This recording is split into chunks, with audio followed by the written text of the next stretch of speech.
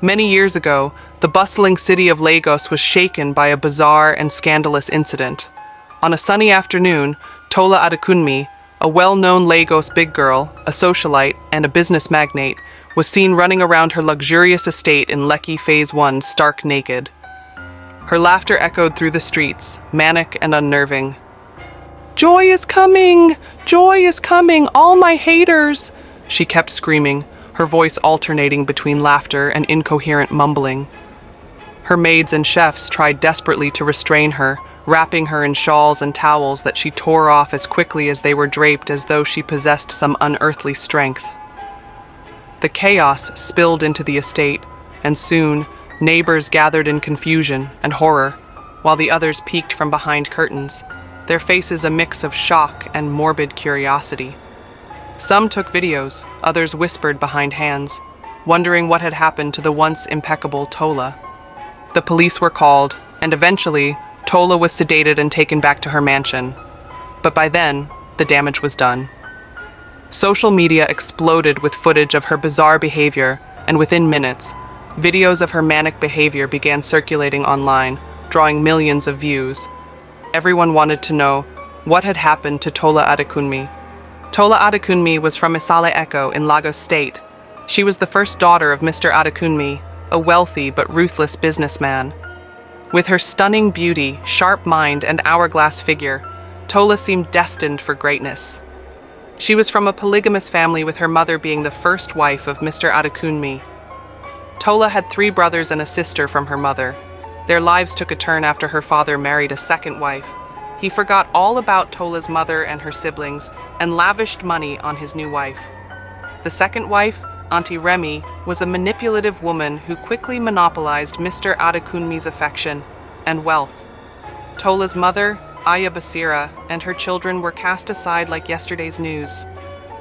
School fees went unpaid, food became scarce, and their once comfortable life dissolved into a daily struggle.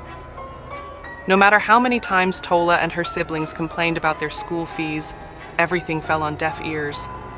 Soon Tola had to drop out. Her mother insisted she was a girl and should get married and let her brothers finish school. Her mother's words cut like a knife. "You're a girl, Tola. You don't need school. Your brothers must finish first. Go and learn how to take care of a home."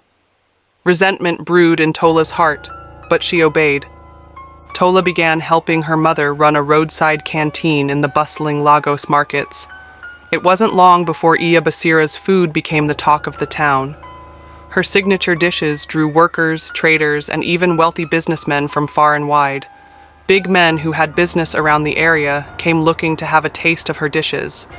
Soon they began to notice Tola's beauty. They found themselves captivated by her beauty. "Ah, Iya Basira," one of them joked, "you've added dessert to your menu." But anytime any of the rich men tried to approach Tola, her mother would shout at them, chasing them out of her canteen. "Stay away from my daughter, you vultures! She's not for sale!" she would usually yell. 3 months later, tragedy struck. Aya Basira became ill with an unknown illness. She kept drying up, her hair began to fall off, and she became pale and weak. People began to spread rumors that she dined with every wealthy man who came to her canteen. They took the Iya Basira to the hospital, but the tests to run were expensive. Tola took some money which her mother had saved. They got to the hospital, and they ran a couple of tests.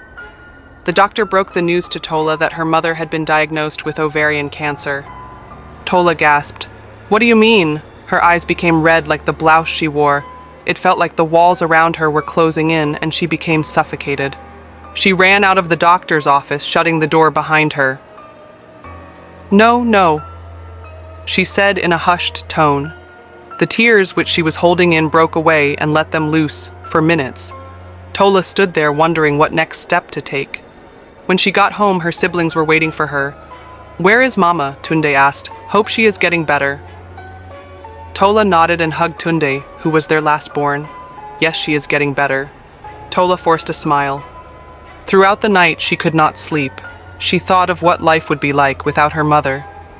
She stared at the ceiling, her mind racing. How would they pay for the treatment? How would her younger siblings cope?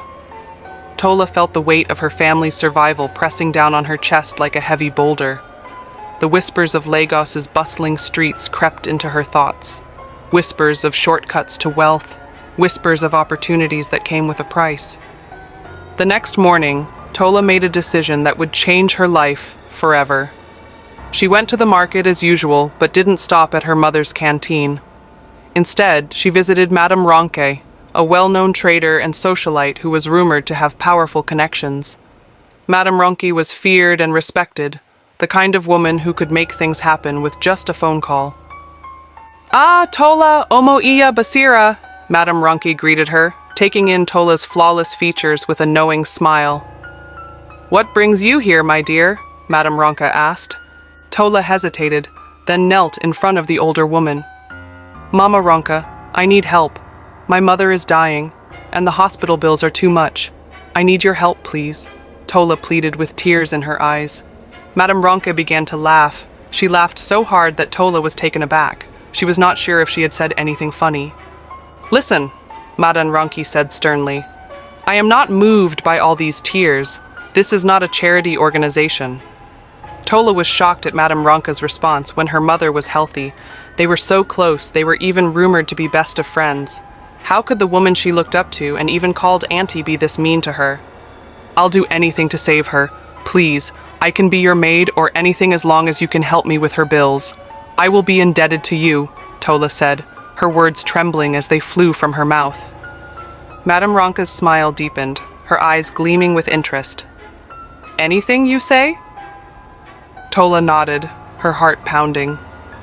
Madame Ronke leaned back in her plush chair and sighed.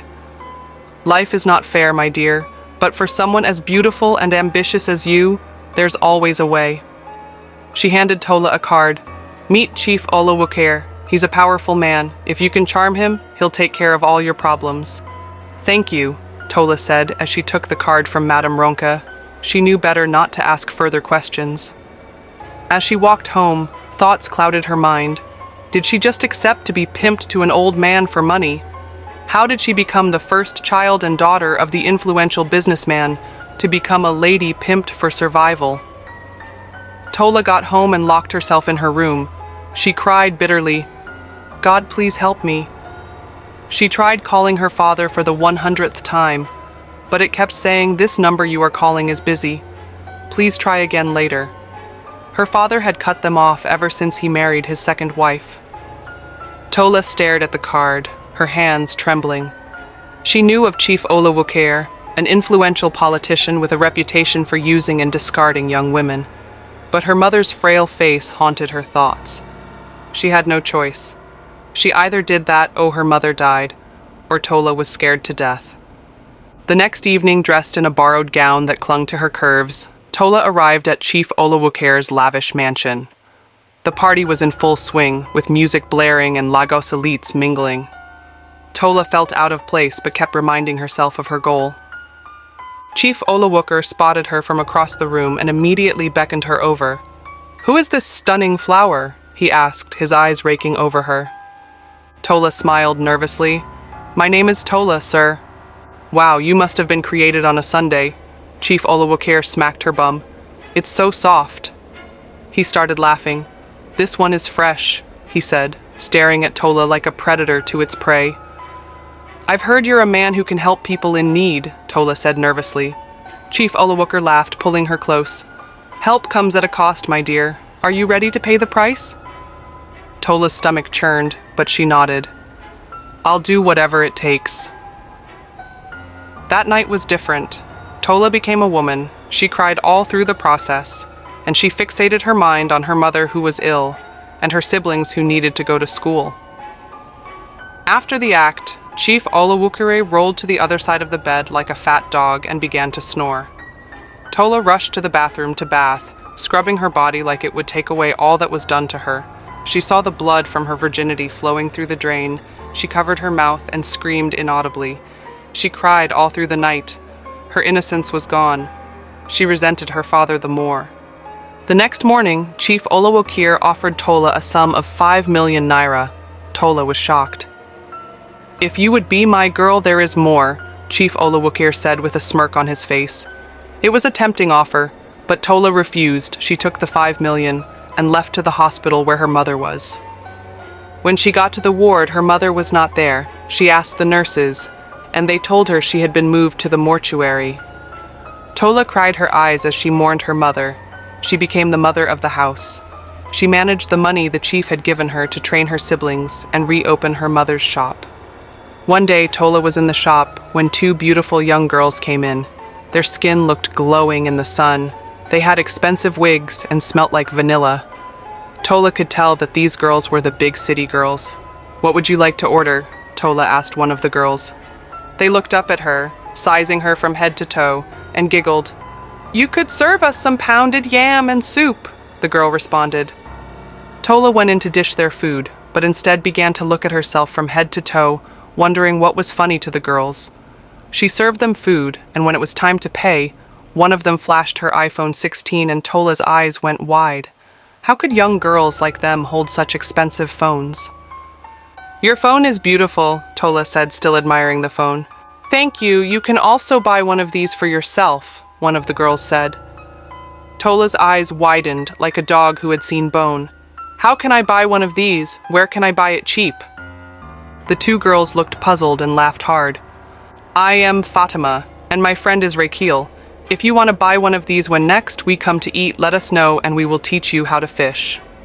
They both smiled at Tola. They paid and added a generous tip. Tola went back home after dinner with her siblings. She retired for the night, but her heart kept pounding. She wondered the kind of business they did and could not wait to be shown how to fish to get enough money. She went to the shop every day hoping to see them, but days turned into weeks, and weeks turned into months. One evening, when Tola was about to close her shop, the two girls arrived and backed with their bens. Tola jumped in excitement and rushed to hug them as they highlighted from their cars. She ushered them in, thanked them for coming back, and offered to serve them food. "We are not here for the food. If you are ready to make money, we shall take you to Iya Ola. She will help you make great wealth," Fatima said. "A lot of money," Rakil seconded. Tola did not bother asking them how and who was Iya Tola. She followed them blindly, closed her shop, and the three ladies drove off. They arrived in a thick forest where they had to walk. Tola's heart began pounding. Where do we have to go that is this far and thick in the forest? "No questions," Fatima hushed. "We are too close now for you to start asking questions." Tola was so scared with every step she took. She kept looking back, wondering how to find her way out of the thick forest. But the deeper they went, the darker the forest.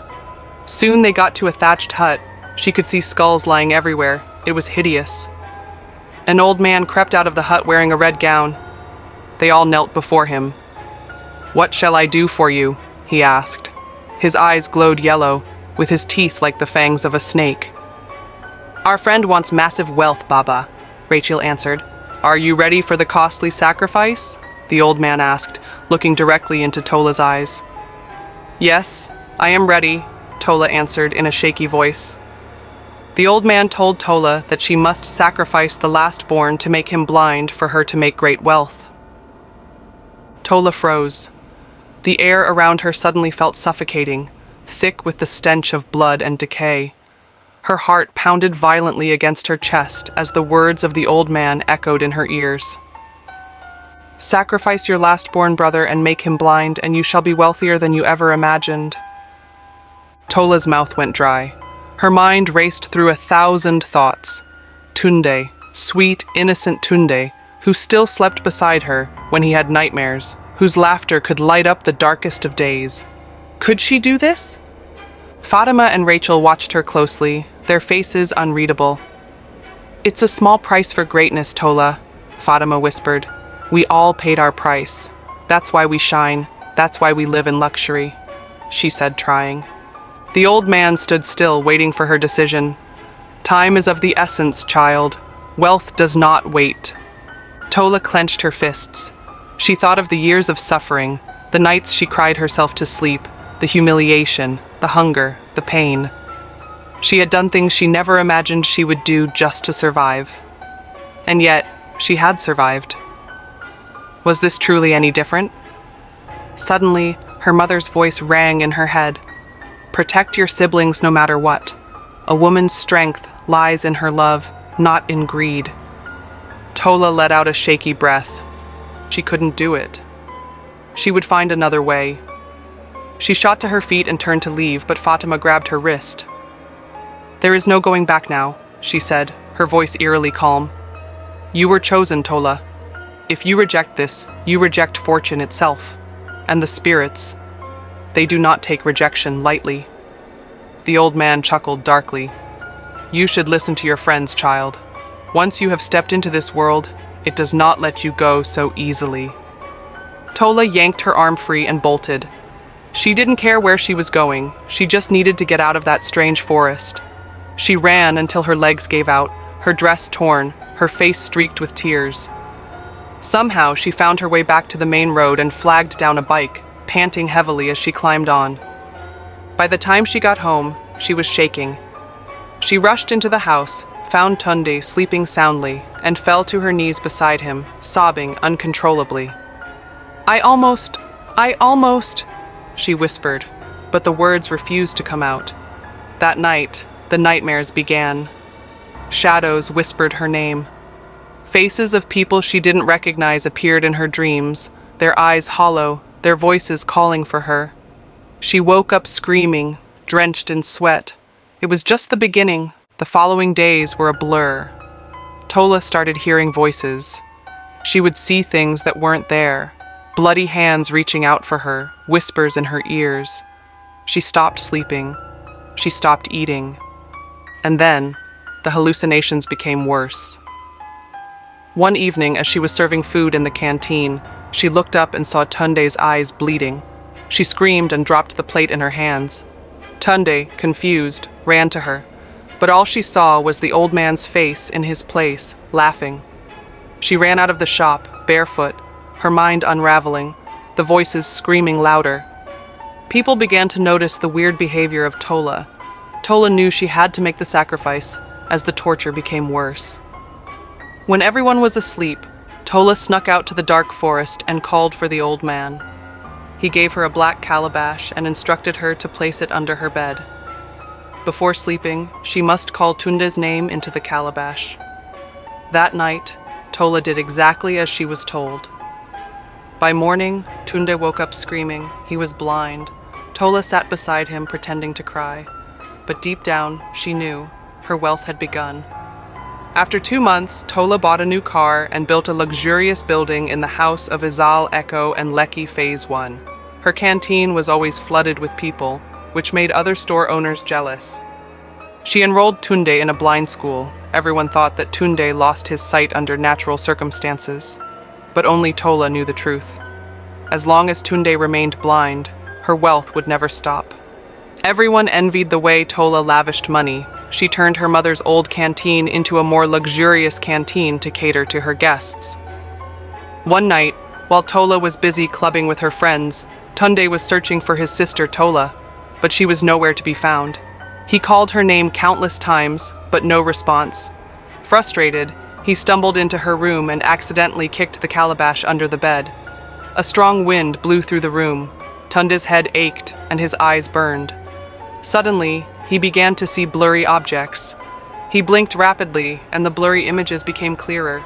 Tunde could see. Tola immediately felt something was wrong, but it was too late to go home. The next morning, she arrived at her mansion, and she met Tola eating with her other brothers. As soon as she looked Tunde deep in the eyes, she began to laugh uncontrollably. The city of Lagos would never forget the day Tola Adekunmi lost her mind. She was seen running through the streets of Lekki Phase 1, stark naked, laughing and crying at the same time. "Joy is coming! Joy is coming! All my haters!" she shrieked, her words slurred, her eyes wild. Her staff tried to hold her down, but she was too strong. The madness had taken full control. By the time the police arrived, social media had already done its damage. Videos of Tola's insanity flooded the internet. The once glamorous Lagos big girl had become a spectacle, a warning, a mystery. The whispers spread like wildfire. Some said she had dined with the devil and refused to pay her debt. Others claimed she had used her brother's sight for rituals because as soon as Tunde regained his sight, she ran mad. Speculations were all over the town. But only Tola knew the truth, and as they sedated her and dragged her back into her mansion, she kept whispering one thing over and over again. Tunde, forgive me. Tunde, forgive me. Tunde, forgive me. Subscribe for more intriguing stories.